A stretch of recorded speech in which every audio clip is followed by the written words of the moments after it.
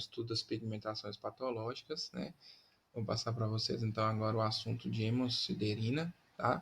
Que é um pigmento também derivado da hemoglobina, também chamado de pigmento hemoglobínico, e a sua deposição nos tecidos é chamada de hemosiderose, tá?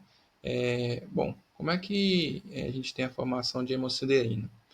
Também pela degradação da fração M da hemoglobina, mas aqui o que chama a atenção na hemosiderina basicamente vai ser porque ela é formada a partir do ferro, né?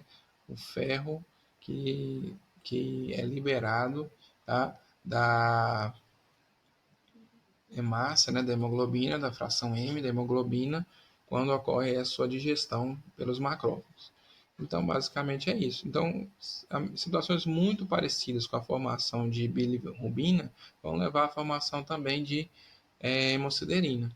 E mais algumas coisas, já que tem a ver com o metabolismo do ferro também, né? Então, um exemplo que a gente pode dar aqui vai ser que quando você tem, por exemplo, hematomas, né, lesões, como por exemplo essa aqui, que é mostrada na unha, né, ou mesmo pancadas que levam à formação de hematomas, né, você vai ter aí processos de sangramento, né, e esse sangue, ao ser, digamos, sair dos vasos sanguíneos e ficar depositado, né, nos tecidos conjuntivos, os macrófagos vão reconhecer essas hemácias velhas, né, como hemácias lesionadas e vão fagocitar elas. E aí, nesse processo de fagocitose, teremos aí a formação dos pigmentos derivados da hemoglobina, especialmente aí devido à grande quantidade de hemoglobina presente nessa estrutura, né, das hemácias, a liberação de muito ferro. E esse ferro ele não vai ser a quantidade de ferro não vai ser acompanhada aí da formação de um outro tipo de proteína que ajuda aí também na captação do ferro, né, no metabolismo do ferro, melhor dizendo, que é a ferritina,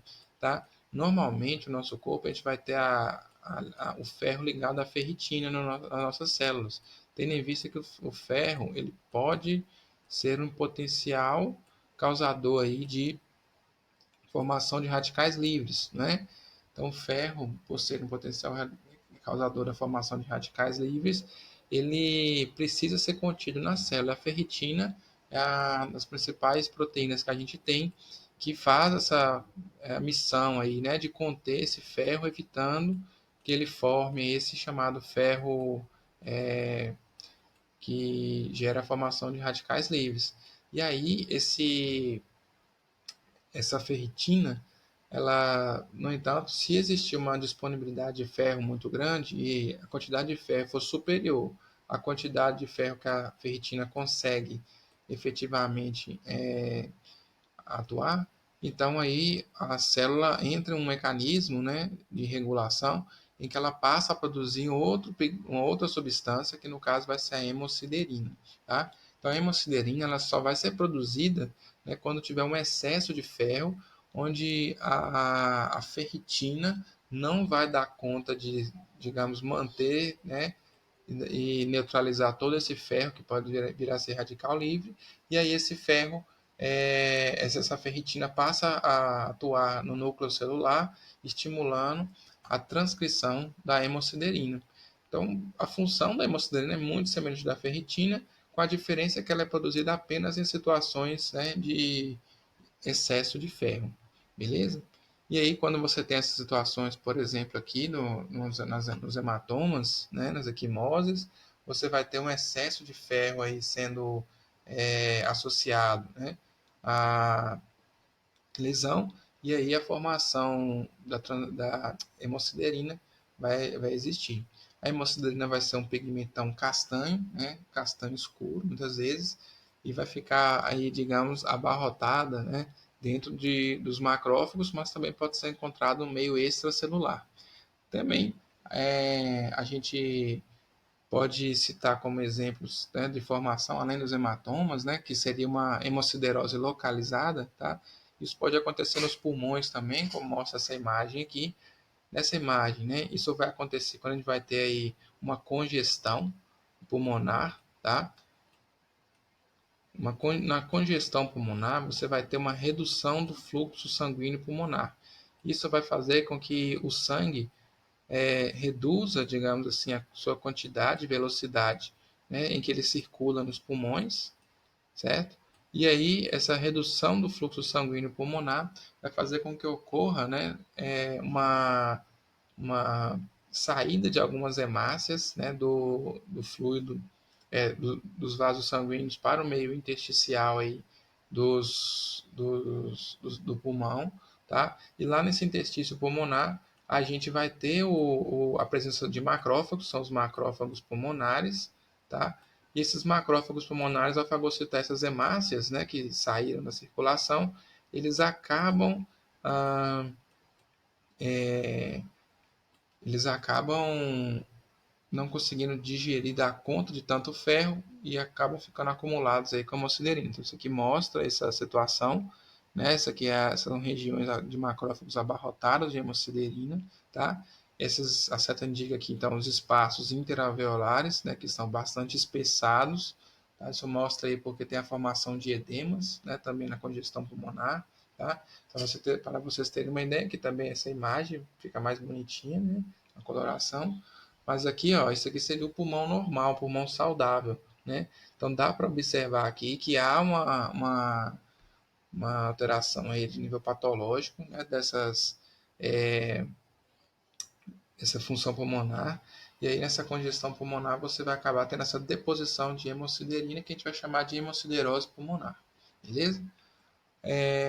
Uma outra situação também que a gente pode chamar a atenção, né, que causa deposição, no caso uma hemosiderose sistêmica, né, vai ser uma doença, por exemplo, que é a hemocromatose, né, onde a pessoa vai ter um distúrbio genético, tá, no metabolismo do ferro.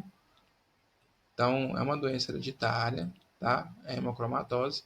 Ela vai ter uma maior absorção intestinal de ferro, uma absorção muito grande, né? E aí essa hemocromatose intestinal, ela é familiar, né? Ela é caracterizada por uma grande concentração de ferro no sangue, levando então a uma maior ação dos macrófagos, né, para tentar eliminar essas células, essas hemácias também ricas em ferro, né, do organismo.